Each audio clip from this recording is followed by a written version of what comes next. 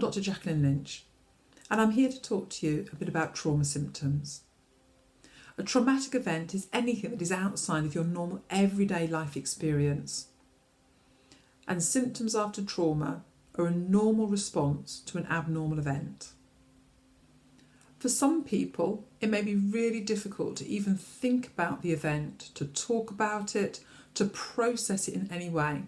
And that's normally because you're afraid that actually the feelings, the intensity of the emotions will be overwhelming, that the memory will bring back some of the pain and the hurt, the fear and the hopelessness that you had at the time, and that this will overwhelm you to a point that you can't cope. This can be an overwhelming feeling of fear or anxiety, maybe a belief of being out of control or feeling helpless in a situation. And of course, one of the things we want to do is to try and avoid those feelings at all costs. And so one of the most common symptoms of trauma is avoidance, wanting to remove yourself from anything that reminds you of the event. That might mean not wanting to be around people, or even not wanting to go to particular venues like work or home. It might also mean that you want to not talk about what happened to you, or even watch things on television, or hear people talking on the radio about situations that are similar. All of these types of things become a trigger to the anxiety, to the overwhelming feeling that pervades you around about that trauma.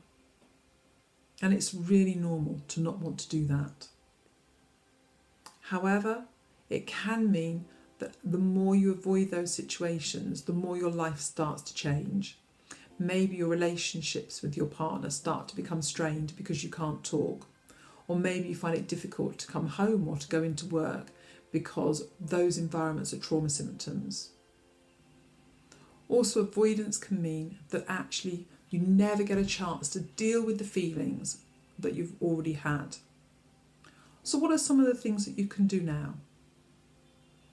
Well, one of the things you could do is to start to do some mindfulness. There are great apps that you can find on the internet. There are also colouring books and lots of resources that you can find in bookshops. Try and do 10 minutes a day where you can help to keep yourself in the present. Keep yourself regulated and remind yourself that your emotions are under your control. The next thing is to start to try and find somebody to talk to. Find someone that you trust. That might be a family member or friend, maybe even a colleague who's gone through the same experience of you. Or, if not, maybe find a stranger. There are helplines out there that you can access, or maybe looking for a therapist. So the most important thing is find support, and please don't be alone.